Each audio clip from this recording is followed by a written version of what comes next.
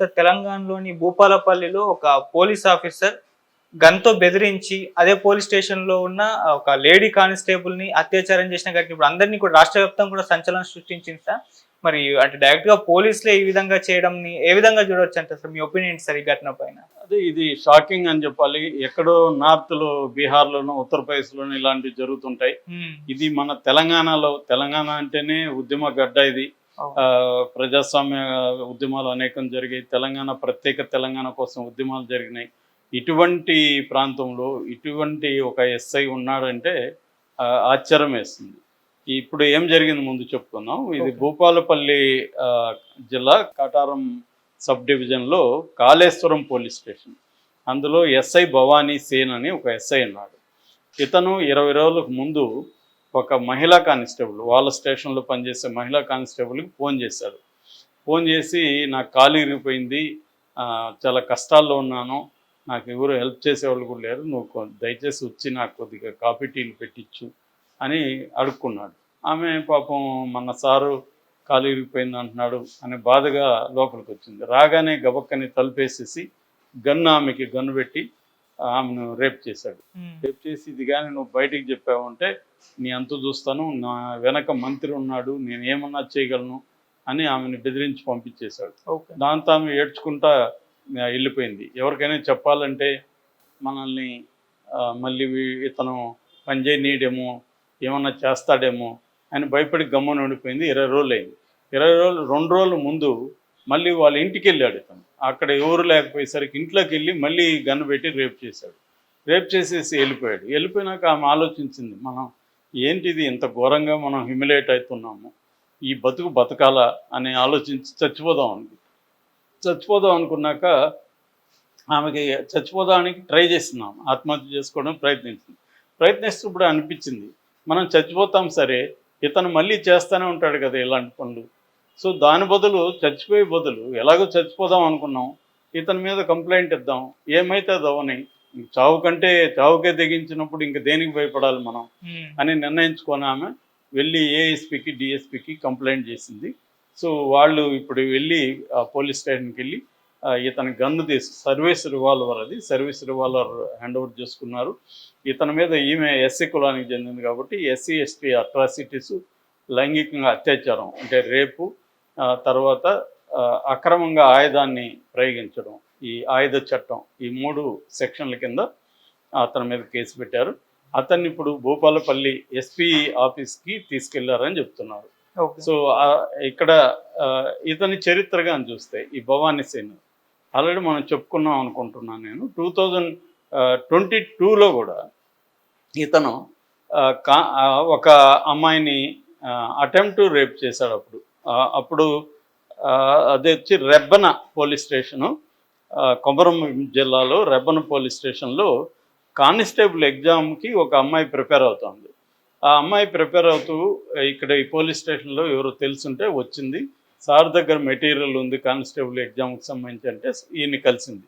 ఈయన మెటీరియల్ ఇస్తాను రమ్మన్నాడు. ఫస్ట్ మెటీరియల్ ఇచ్చాడు, మంచిగా మాట్లాడిన తర్వాత ఓన్లీ చదువుకుంటే లాభం లేదు, బాడీ కూడా దానికి తగినట్టు ఉండాలి, నిన్న ఒకసారి మెజర్మెంట్స్ చూస్తాను రా అని చెప్పి పిలిచి తన రూమ్లో, పోలీస్ స్టేషన్లోనే తన క్యాబిన్ ఉంటుంది, క్యాబిన్లో అమ్మాయిని టేప్ పెట్టి కొలుస్తున్నట్టు చూడడం, తాకడం, అవన్నీ బాడీని ఇచ్చేయడం, అవన్నీ చేస్తే ఈమె తనకి ఇబ్బందిగా ఉంది, కోపం వస్తూ ఉంది, కానీ ఈయన ఏం చేయలేక సైలెంట్గా ఉండిపోయింది.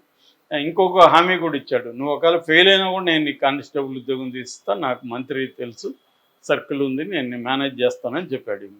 ఇలా ఈ అమ్మాయిని కూడా దాదాపు 20-30 రోజులు అసభ్యంగా చేయడం, ఆ తర్వాత నా భార్య లేదు ఇంటికి రా అని చెప్పి చేయడం, ఇలా చేసేసరికి ఇంక ఈ అమ్మాయి, అప్పటికీ అమ్మాయికి ఎవరు లేరు, వాళ్ళ నాన్న లేడు, అమ్మ తమ్ముడు ఉన్నాడు, ఎవరికి చెప్పుకోవాలో తెలియదు.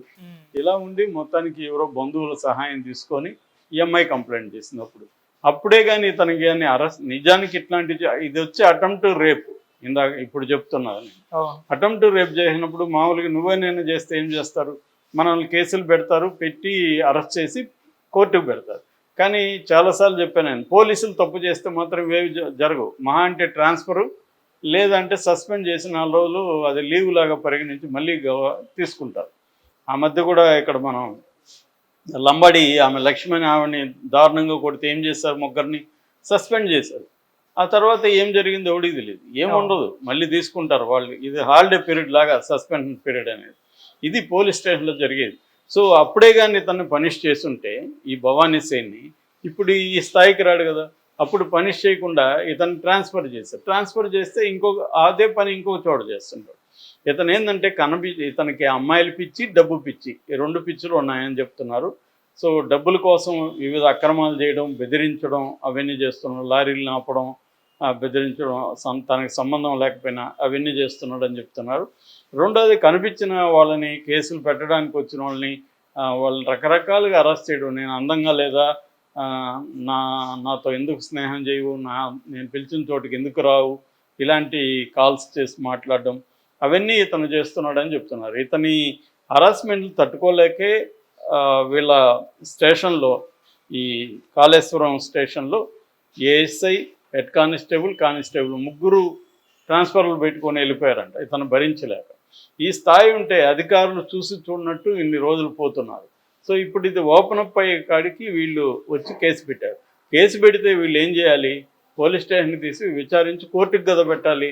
అది చేయకుండా ఎస్పీ ఆఫీస్కి ఎందుకు తీసుకెళ్లారు అంటే మళ్ళీ ఇక్కడ ఏదో గూడుపుటానే జరుగుతుంది.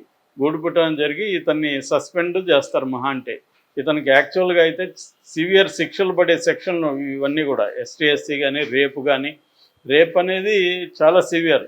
నెక్స్ట్ అందులో ఎస్సీ ఉమెన్ని రేప్ చేశాడు, అందరూ పబ్లిక్ సర్వెంట్ని రేప్ చేశాడు. చాలా సివియర్ క్రైమ్స్ ఇతను చేసింది. కానీ ఇంత క్రైమ్స్ చేసినా కూడా వాళ్ళ ఎస్ఐ కాబట్టి వీళ్ళు సివియర్గా తీసుకోరు. ఓన్లీ మనకు కనబడేది పొలిటికల్గా మోటివేటెడ్ కాబట్టి రేవంత్ రెడ్డి ప్రభుత్వం ఫోన్ ట్యాపింగ్లో మాత్రమే పోలీసులను అరెస్ట్ చేసి జైలుకి పంపించింది. అది కూడా రేవంత్ రెడ్డికి పొలిటికల్గా ఫిచ్చింగ్ అవుతుంది ఆ కేసు కాబట్టి.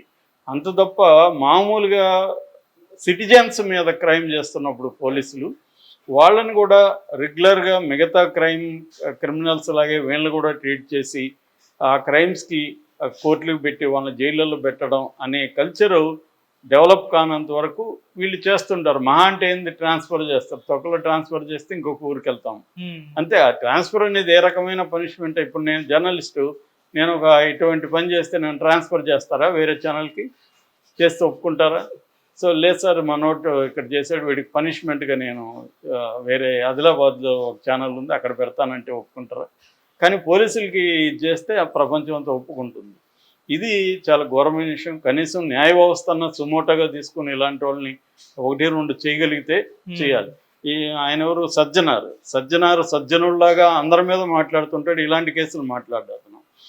ఎక్కడ ఏది జరిగినా అతను స్పందిస్తుంటాడు, బుద్ధి చెప్తుంటాడు, వాళ్ళకి నీతి బోధిస్తుంటాడు. కానీ ఇటువంటివి ఎందుకు సజ్జనారు లాంటి వాళ్ళు ఖండించరో అర్థం కాదు మనకి. సజ్జనారు లాంటి ఖండిస్తే అది బ్రహ్మాండంగా ఫోకస్ అవుతుంది కదా, వాళ్ళు చేయాలి కదా, డిమాండ్ చేయాలి కదా, ఇతన్ని జైలుకి పెట్టండియా, ఇతను కోర్టుకు పెట్టి జైలుకి పెట్టి ఇతని మీద సీరియస్గా చర్య తీసుకోండి అని చెప్పాలి కదా.